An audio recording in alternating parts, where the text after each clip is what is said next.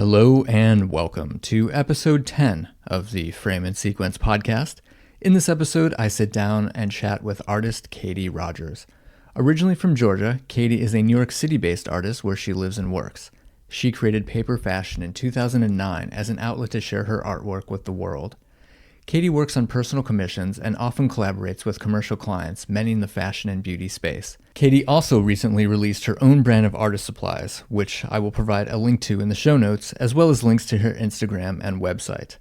Katie shares a lot of great advice and insights in this episode, and I hope you enjoy.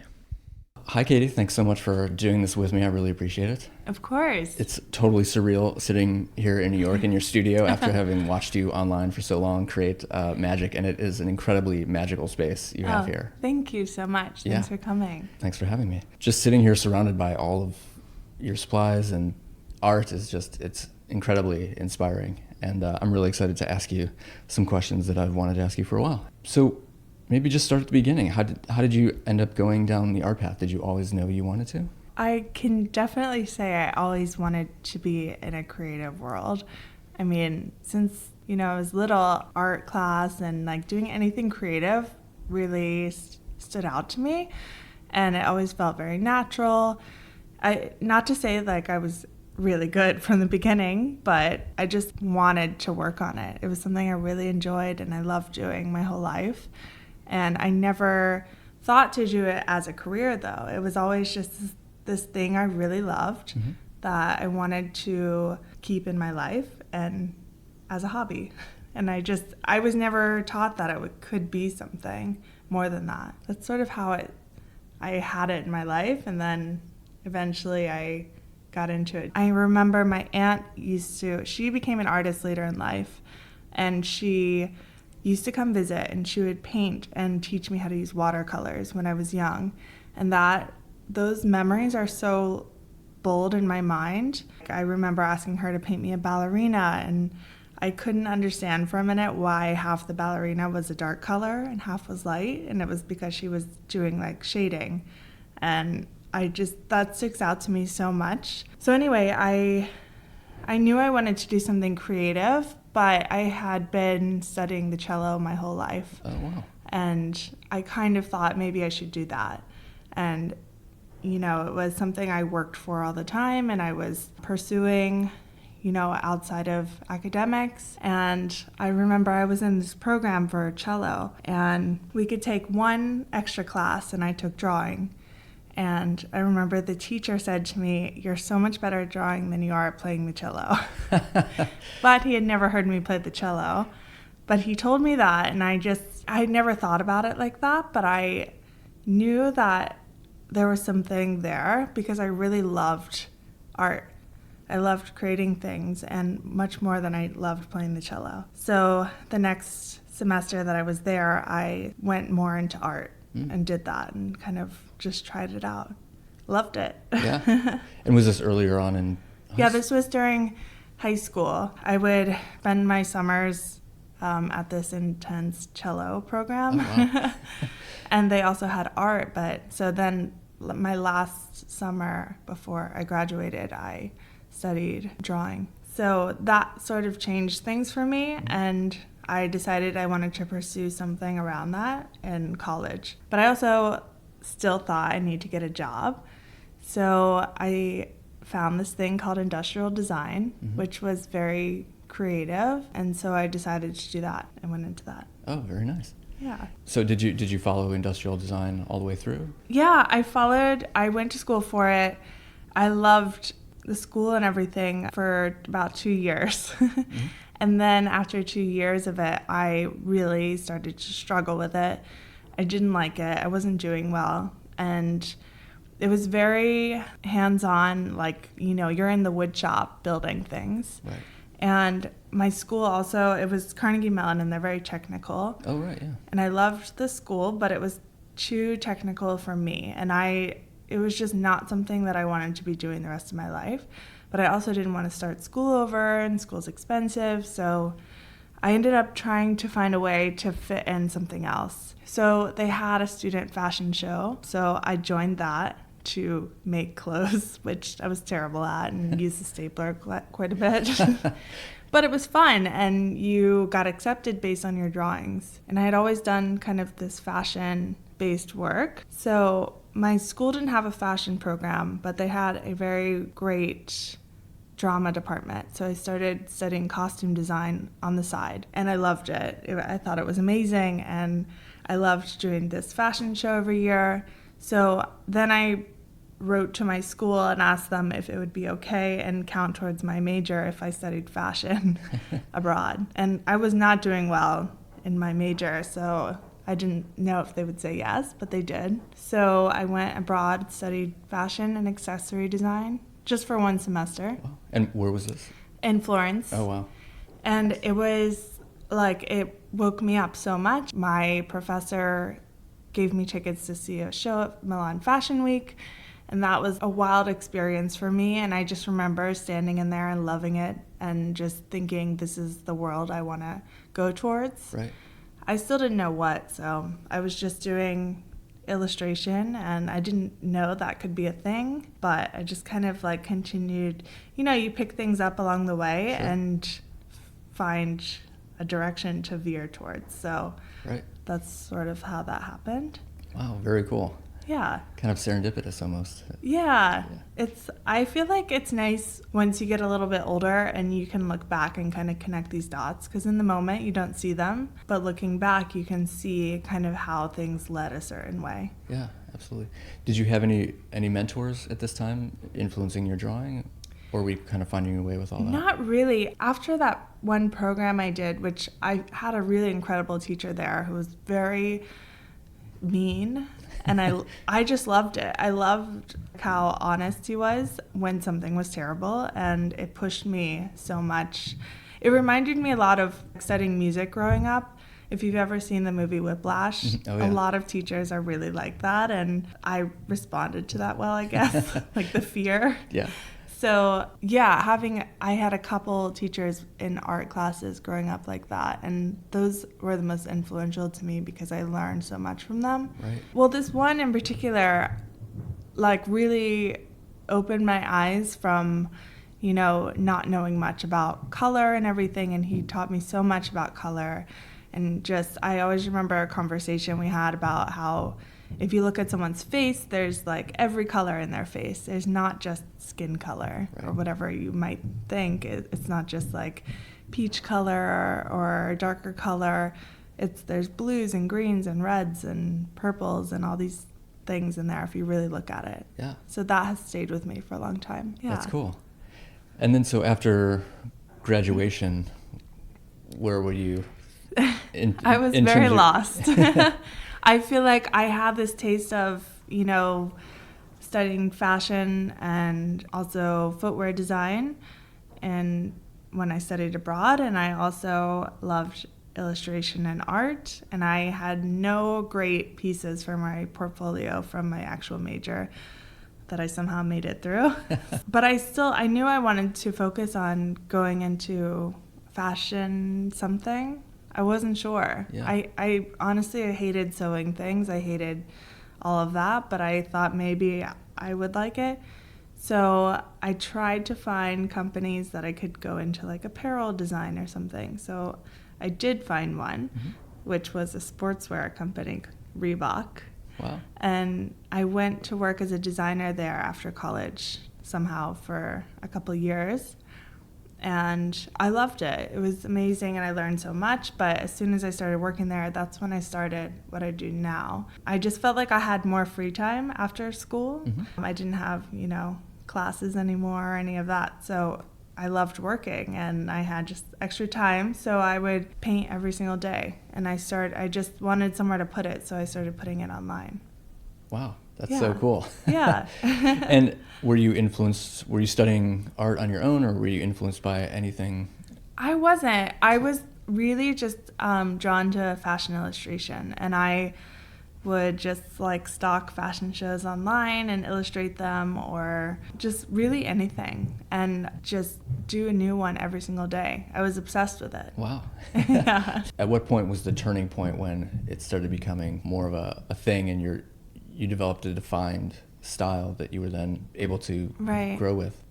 After doing it for about a year, I started to get approached by larger brands. I think the first one was Coach. Oh. And so they hired me to do something. And, you know, at the time, I was really just doing it as a hobby or for fun. There was no goal of it becoming a business at all. But I started to do it, and people would want to hire me for little jobs here and there that I charged nothing for. And I loved it. It was just like a fun outside of work thing to do. Right. So then when Coach approached me, I thought, okay, this could maybe be something more than I'm thinking. So that was like end of 2009. So then I did that, and then I kept working. I loved, I loved my job at the time. And then they had an opportunity for a job for someone to transfer to their Barcelona office. And I started getting really bored in this job after a while, and I was like, this is perfect. I would love to live abroad and experience something new. So I applied for that, and I got the job. So I started, and at the same time I was, handling this side business I had started, and I started to get bigger jobs, and it was getting a little bit tricky. I was traveling back and forth for almost a year, waiting for my work visa to go through. Oh, wow. And just because the economy in Spain was kind of rough, and it was taking a long time, which turned out to be a blessing. But I went there a lot. I actually really hated the job. And I loved Barcelona. I hated the job. And I felt like I had a really good run going back and forth for a long time. So I decided I just couldn't keep waiting. And I hated the job. And I thought, okay, this is my chance. Yeah. So I actually decided to turn down the job and retracted that and stay in. I was living in Boston at the time. So I came back, and they were a little mad, I think, about that. But whatever, you have to do what you have to do. For sure. My work visa went through the next day. Amazing. It always happens that way. For But sure. It was such a big decision emotionally, too, that I can't just be like, oh, it went through, okay. It was a huge decision to make to turn it down. So anyway, then I knew I was going to eventually quit the job in general and pursue my side business, because at that point it was just it was one or the other. So I decided to do that. Wow. Yeah. And those first few jobs, like that first job for Coach, was that an illustration? Yeah, so they hired me to come to New York and for Fashions Night Out, which used to be a thing, and paint on tote bags at an event. Yeah. So people could come buy them and have me paint fashion illustration on them. Wow, incredible. Yeah. At what point did the dancers emerge? That was right after I moved to New York, about almost 6 years ago. And I don't know, I've always loved dance as well as fashion, and I'm fascinated by dancers and kind of was exposed to them a lot growing up. So I just started painting them randomly one night, and I became obsessed with them. Yeah. Yeah. No, I mean, they're incredible, for sure. Thank you. They sort of become a signature, I suppose, in a way. Yeah. So after you quit the more corporate-y job and were moving into your own thing, how was that transition, or what was it like during that time? It was super scary at first, you don't know what's going to happen. And I remember I spoke to my dad about it because he had started his own company. He was older than I was at the time, and he just told me, you don't have any dependents. You're young. Why don't you just try it? And if it doesn't work, get another job. So it seemed so simple, and of course I should do that. Right. So I did it, and it was scary, but I mean, things don't happen unless you try them. So Right. Yeah. It's nice to see a trend sort of emerging, and you just following your gut and what you are drawn to the most. Yeah. I feel like I've learned it's easier to do that, I think, in the moment when things are happening. And then now it feels harder to me because, things are more established, and you think more about it. And I love the feeling back then of, just being a little bit impulsive or spontaneous. And when you start thinking too much about things, it gets more complicated. Right. And I miss that sometimes. Yeah.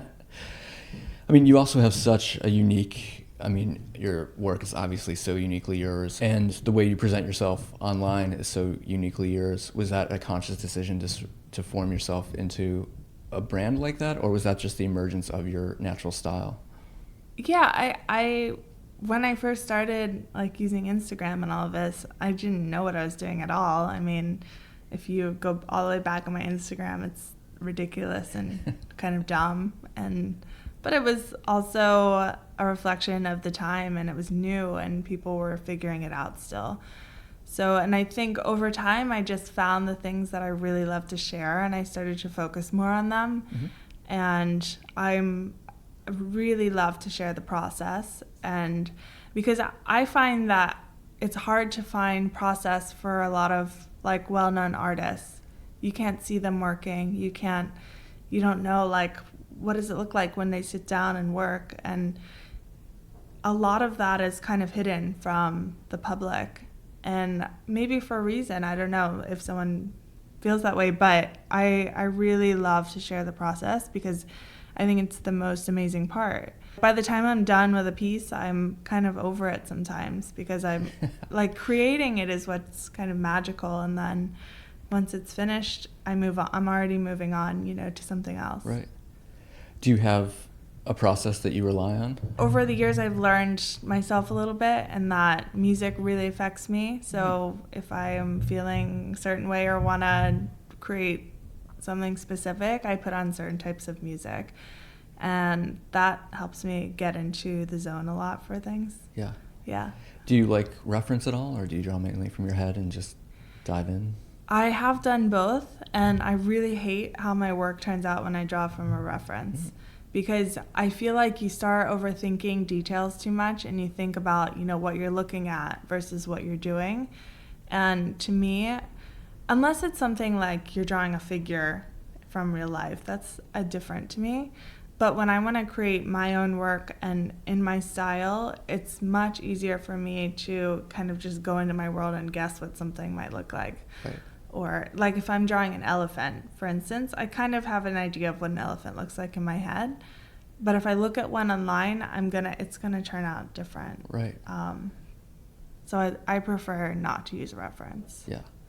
When you were first learning, were you relying on traditional ways of learning to draw, or again just sort of finding your way? Yeah, no, I use references for everything when I first started, and too much. And I didn't have a style. I was kind of just trying to replicate things I saw or make something look realistic. And I remember feeling so scared about creating my own work that without any reference, because it becomes a crutch for you, and I would just do that all the time. So not doing it with that felt really foreign to me. So then the time that I started creating things without a reference, or they were scary, but once I did it, I became addicted and didn't want to do anything else. Yeah. Can you remember a specific point when you found your style, when it's something clicked, or was it a gradual evolution? I think it was very gradual. I really think style comes from, the practice. It comes from creating things every single day. It comes from learning yourself while you're doing that. And also, you just pick up these things that you like as you're working, the more you work. And those things will become your style. And it's different for everyone. But, you can sit down and copy someone else's style, no problem. But you have to work all the time, I think, to develop your own style. I don't think it just is something maybe it is something you decide, but for me it wasn't. Yeah. I'd love to talk about your choice of mediums just for a moment. I mean, you are so incredible and facile with pastels. I'm always amazed just to watch you draw and see what comes out of that. How were you drawn to pastels originally versus something else? I mean, I know you use gouache and acrylic here and there, but... Yeah, I think I've just always liked to experiment, and I get a little bored with doing the same thing all the time, and I also love a good challenge. And I randomly bought a box of pastels like last year at some point, or maybe the year before, I forget, but I had no like purpose for it or anything. I just thought I want to try this, and I became obsessed with them, because also there's less setup for pastels. Like, you don't have to get your water and clean your brushes and all this stuff. It's just like you just go. Yeah. You pick one up and put it on paper, and then so it just became addictive to me. And in the beginning, they weren't very good at all because I'm learning, how to use this new medium. I remember specifically there were these cloud studies that you did. Yeah, I just remember looking at the cloud studies and disappearing into them, and yeah, they're just really beautiful. Do you use oil pastel or dry? Just the chalk pastels, Just the chalk pastel, yeah. Yeah. Do you have a daily art practice that you adhere to, or any sort of routines? Sort of. I really crave routine sometimes, but it's hard for me to also do that. I just feel like there's so many random parts of this business that need to get done. A lot of parts I hate. And so it really varies from day to day, but I try to keep a pretty normal schedule of showing up in the morning or getting started early. And because also I've gone through phases where I'm not like that at all, and it destroys any social life. Right. So I try to, keep a normal schedule so I can do things outside as well. Yeah. Do you have any other practices that you get into to get yourself in the zone besides music? Sometimes just sitting down where I'm going to work. And even if I'm not working, if I'm just sitting here or on email, whatever, online, it just helps my mind to get in the zone if I have a place that I'm there physically, and just it will happen eventually if I just sit here long enough. For sure. And just out of curiosity, what percentage would you say is spent on the actual business part versus the actual art part? Yeah. A little while ago, it was more business than creating, which really kind of destroyed me a little bit. Mm-hmm. It just felt miserable. Now I try to do at least 60% art. Yeah. And then 40% the other side. But I work with an agency and everything, which has helped me a lot, free up time. Oh, that's good. So you're repped by an agent, essentially? Yeah. So then they deal with a lot of that, which makes my life nice. Yeah, for sure. Other jobs started coming in. Were those more of the live event drawing things, or a combination of that and illustration? Or even, I think I remember too watching you actually sketch at a fashion show. Oh, yeah. Sketching live. Yeah, I used to do more events. I don't do as many anymore, but I've just found that over time I enjoy different sort of things. The events were really fun for a while, but I prefer to do longer projects that are more in-depth, maybe. Mm-hmm. Will some clients have you work on a whole campaign on the advertising side, or? Yeah, I've done a couple. So one big one was Estee Lauder. I did their holiday campaign for 2017.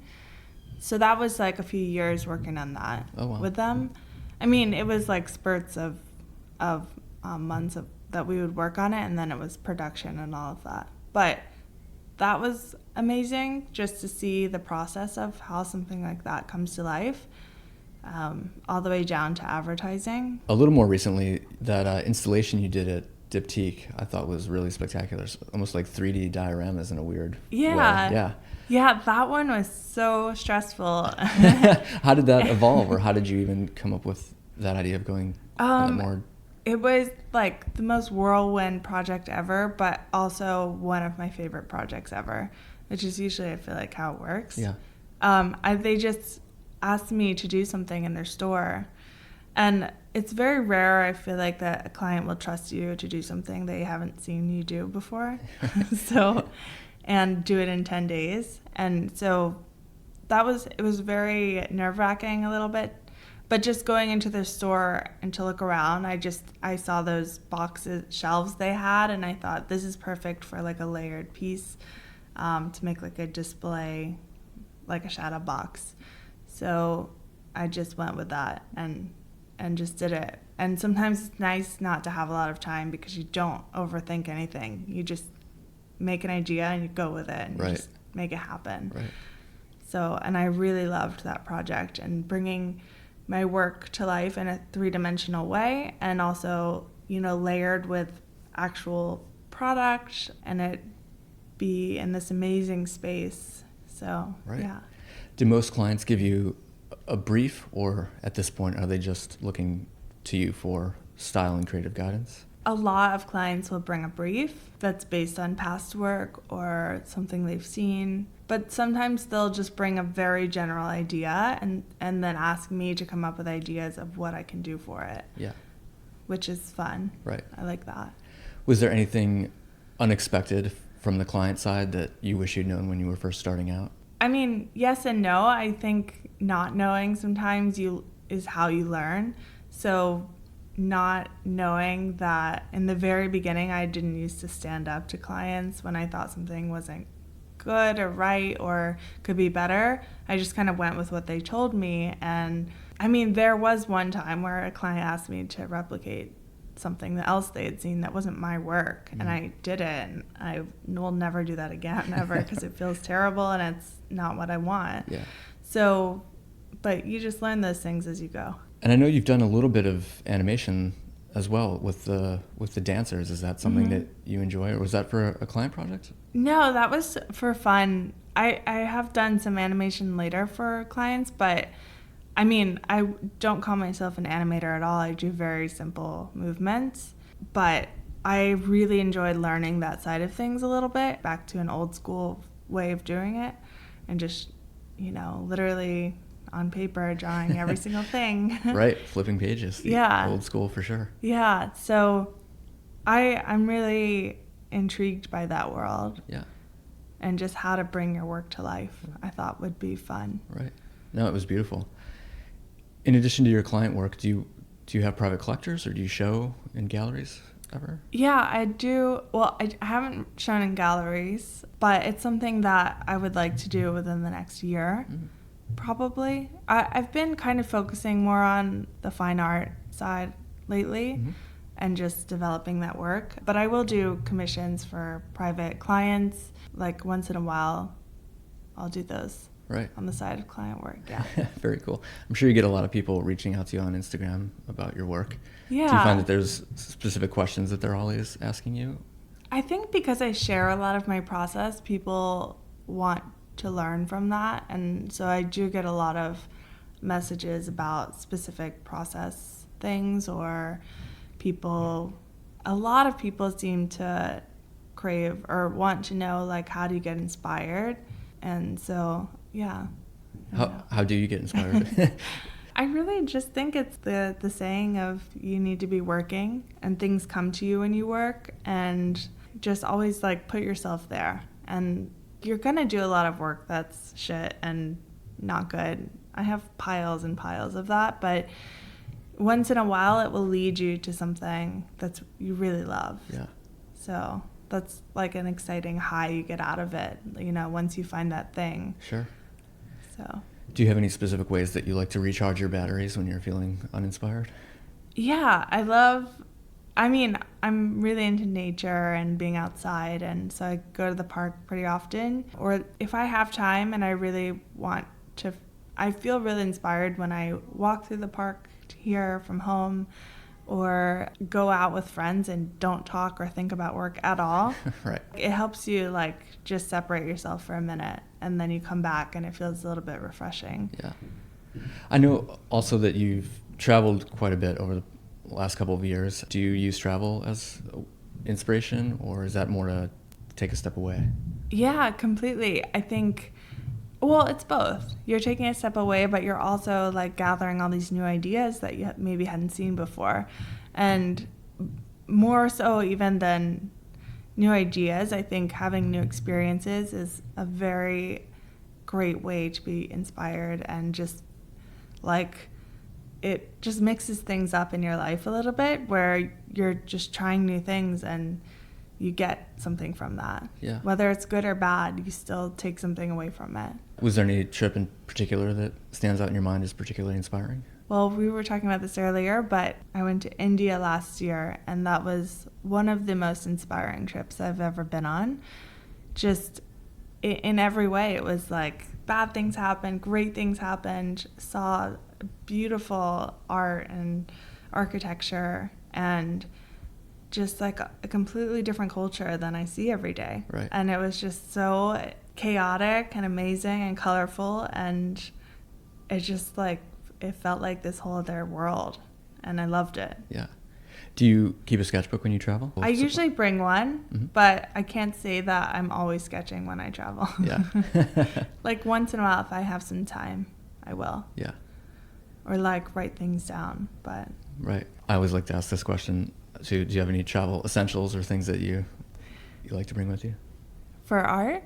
For art or in general? Oh. Just to make travel I easier? almost always have paints with me, even if I don't use them. I just feel like just in case. So I'll bring like a tiny set of watercolors with me, and I just pick out like certain colors that I want and put them in there. Yeah. And a little sketchbook. I mean, other than that, it's my phone is like my travel essential. Yeah. Do you take a lot of pictures? Yeah, way too many. Yeah. And my phone's always full. But I also I have so many notes on my phone of like random ideas that just come up from when I travel. And they're so fun. Even if I do nothing with them, it's so fun to go back through them and read like these random sentences that don't even make any sense, but they're kind of fun to see. Or you like remember something you were inspired by that you completely forget about otherwise. Right. Absolutely. Yeah, I always try to keep a little notebook on me at all times, like a physical one, just because I'll lose it in my phone and never return to it. Really? But yeah, I'm so bad about it. But have you ever played around with digital? Yes. In the art room? Yeah? I have, and I used to use it a lot for sketches for clients because it's faster and you can just email it to them just to send them ideas or like this is what it will look like. So I would sketch on an iPad and things like that, but I don't love it.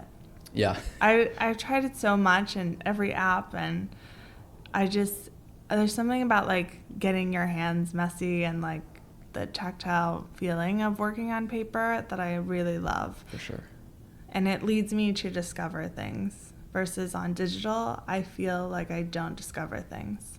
You kind of just have your tools there, and it's very like, right. like too organized for me. Yeah, completely.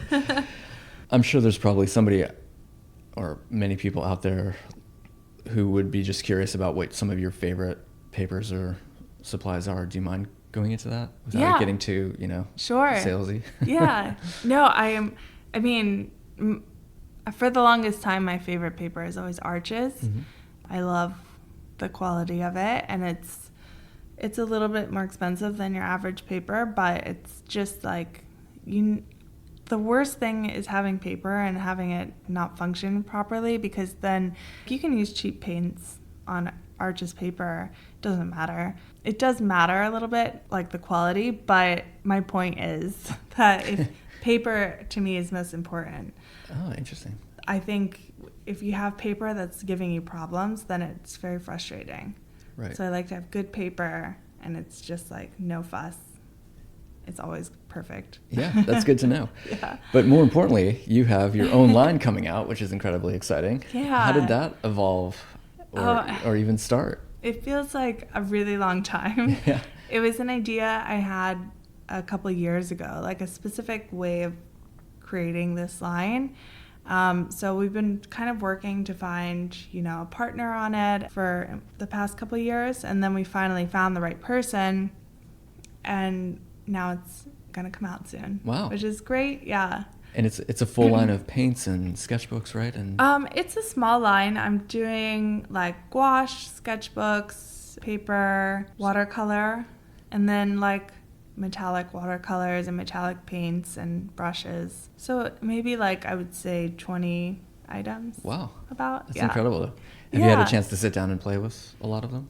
Yeah, so right now I'm getting some of the final samples. So most of it's all finished, but there were a couple things that weren't quite right that are just now being finished. I just wanted to bring there are so many cool art supplies in the world, and that was something that I loved when I traveled, to try and find the local art stores, because you find different things in different places, or you find nothing in some places. Like some places I went, I couldn't find art stores anywhere, and which made me really sad, because I'm sure there's people around here who need art supplies. But anyway, there were some supplies that were really hard to find here, or they're really amazing handmade quality, which is great, and I love it, but also it gets so expensive. that not everyone can use that. Right. So I wanted to create something a little different that's smaller and more affordable of like some of these amazing supplies. It'll be a direct to consumer, and then we've been talking to a few big stores, but nothing's 100% confirmed, so I don't want to say Right. who it might be. What do you have a favorite art store in the world? Oh yeah, absolutely. There are a couple. They're all in Europe. Yeah. Obviously. Yeah, the best stuff. I'm going to say their name wrong. L. Cornelissen or something. Oh, you're right. In London. Most beautiful, most amazing art shop ever. They have a whole section of metallics too, which I love. Oh, wow. By this company, C. Robertson. And they're incredible quality, beautiful. But their shop in general is like stepping into like another world. It's beautiful. And then Sennelier in Paris is amazing, and the history of it, and yeah. They have this one sketchbook that they only carry in that store. You can't buy it really? online anywhere. Yeah, but it's great. Yeah. It's like watercolors or anything. Yeah, it's really nice. Man. I know, I'm like a moth to a flame with a good art store. Yeah, well. Me too. It's very sad there aren't really many in New York. Yeah. There's only big name, like Blick, but there's Kramer Pigments here, which is nice. They're I feel like one of the last small, like nice, beautiful shops. Yeah, even I think New York Central is that called? It's New York gone. Yeah, I know. God, yeah, it broke my heart. That was like across from where I lived when I went to NYU. Yeah. Yeah. I know. It's very sad, but hopefully maybe they'll come back. Yeah.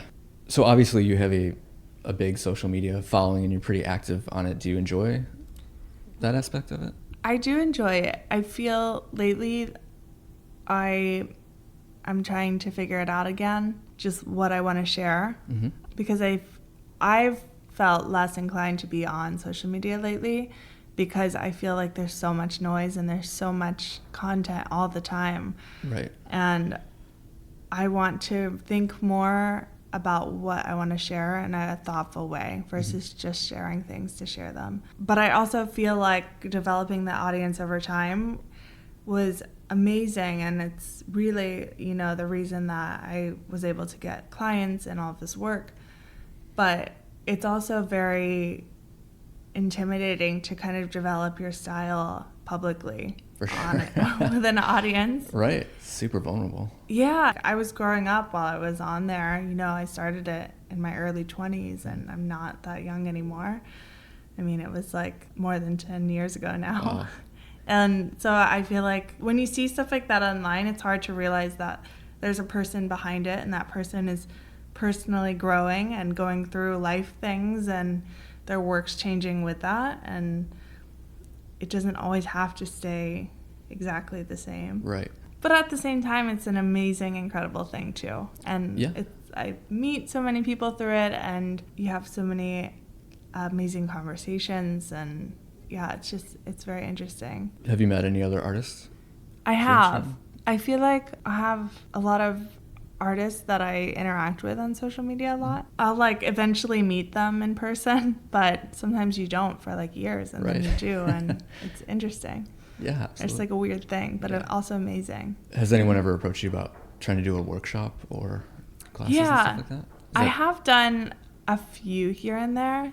I don't love to focus on them though, honestly, and people ask for them all the time, but I just feel I'm not there yet. I feel like I'm still very much figuring out my own world and my own work, and I don't want to stand in front of people and tell them how they should be doing things, or not to say that I wouldn't have something to offer maybe, but it's not what I want to focus on. Right.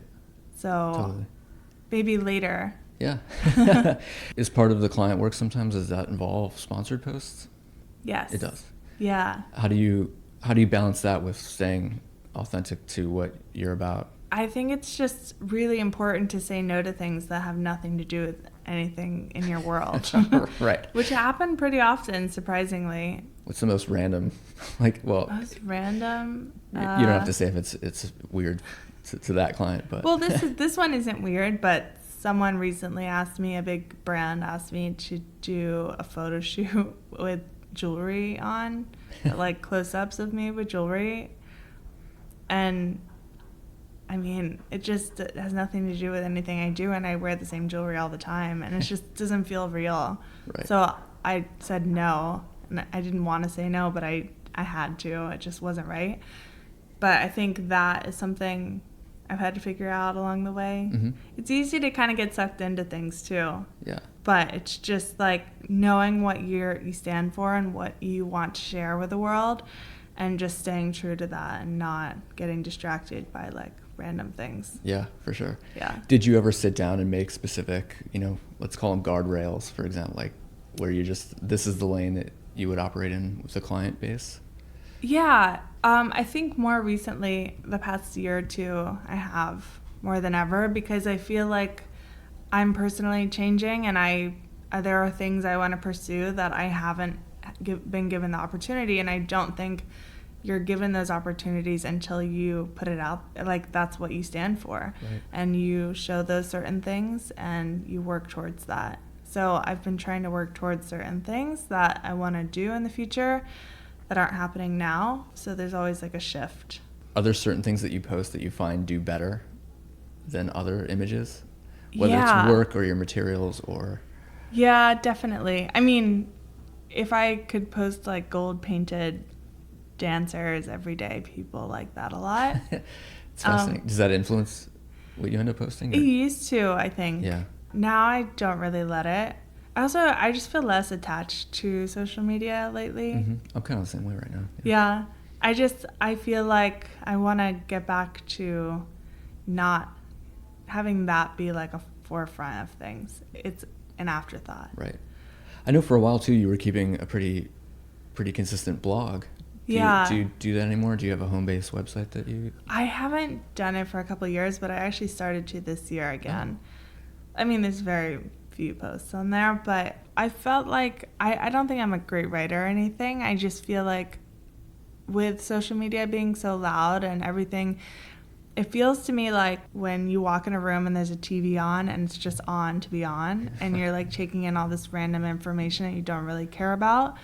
And going back to my website and taking more time to think through things and like make something that feels meaningful to me is something that I am kind of craving, versus like a quick random thought Right. on social media. It is funny how it's influencing the entire culture. It's like art, photography, and filmmaking suddenly got turned into this content word that like just has a whole other connotation. Right. And that it also comes with like this working with clients and doing more commercial work and having it be a sponsored thing. I mean, at the end of the day, I need to get a paycheck, so I will take things like that once in a while. Sure. So, but I'm trying to think of it more as like these people are supporting my art and my business and allowing me to create things. So, which is an amazing thing to have, and like I don't take that for granted. Absolutely. But I just think you need to do it in the right way that feels really true to what you're doing. Yeah. I'm sure you have a lot of younger artists asking you advice. Is there anything that stands out in your mind that you would guide a younger artist to in regards to either following their work or dealing with all that kind of social stuff? I think a lot of people focus too much on social media, whereas I really don't think it matters if you have, a million followers or not right now. I think it matters if you're doing something interesting and if you're doing something that people can tell you really care about, but also at the same time, just like devoting the time you need to develop that and work on it all the time, and just you find your style. And a lot of people ask, how do I find my style? I really just think it's just working. You just have to work and commit your time to it. There's no other way. Yeah. So I think just work. Yeah, for sure. Well, it's also obvious sitting here in your studio, you have a very considered taste and aesthetic for all of your things. Is that, again, just something that naturally grew out of your own personality and tastes? Yeah, I think so. I like a little bit of function, obviously, but I also want to be surrounded by things and create a world that I feel inspired in, and that's really important to me, because everything in your world you can kind of curate and create whatever you want. So why wouldn't I want it to be beautiful or find ways to make it feel a little bit more magical. So it puts me in this mindset. Right. And I mean, I've also noticed that a lot of your work has storytelling in it, whether it is just a gesture or an expression, to even some of your other pieces, which, if you look at it, have a little story going on. Is that something that you consciously think about, or is that just what comes out of working? I don't think it was conscious in the beginning, but I started to feel that as well. Or like, I guess I didn't think about it that much, but in my mind when I'm creating them, there is some sort of a story there, but I didn't think about it much. Like when I paint a dancer, it's like I have this personality for her in my head, how she's moving and all of these sort of things and like the world she's in. But so I'm really happy that comes through. No, it absolutely does. Yeah. I think that's why they're so expressive and why people respond to them so well. Oh, thanks. Yeah. But it's also something that I want to develop more and actually do a story. I've started thinking more about that, and I wrote 2 children's books recently, but I mean, they're very rough, but I'm exploring that world a little bit. So we'll see. And also just sitting here in your studio, I noticed there's some much bigger pieces than you've shown before. That's really, are you moving into just larger scale pieces as well? Yeah, I think it's the reason I really wanted to get a separate space outside of my home, because my apartment's small, as most New York places are, and I just wasn't able to work at a larger scale, and I really enjoy it. I used to always work so small because, of space, and now it's really hard for me to work small. Right. So now I really love large scale. Yeah, I mean, just some of these on the wall are just incredibly expressive, and I'm sure with Thanks. Bigger pieces you can do more of that. Yeah, it's more of like this whole gesture, like you're moving a lot more, and it's just like fun to figure it out.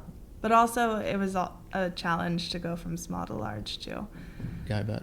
What was the biggest challenge? I think kind of when you're working small, it's easy to, now my hands are covered in pastel. It's easy to like deal with proportion and everything. Like it's right there in front of you. Versus large, you have to work up close to it. But then to really see it, you have to step back. So it's a lot of back and forth and figuring it out, and something looks good up close, but it doesn't work far away. Or like a big problem I had too was my scale was always too small when I started working large.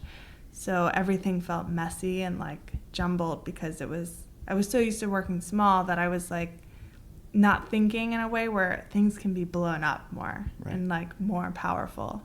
So that's something I'm learning. Very again. Cool. Yeah. So what else is next for you other than the new line of supplies and trips? I don't know. I mean, I'm definitely working more on the fine art side of things, so I would hope to do a show at some point, but also to develop more of these stories and maybe finish one of the children's books. I don't know. I'm just kind of exploring that world a little bit and how I can take my work and bring it into something new that's a little bit more involved. Yeah. Well, I really appreciate you doing this. Thank you so much for taking the time. Yeah, you're welcome. And, thanks for having me. Yeah, I will let you get back to the work here. Awesome. All right. Thanks, Katie. Thanks.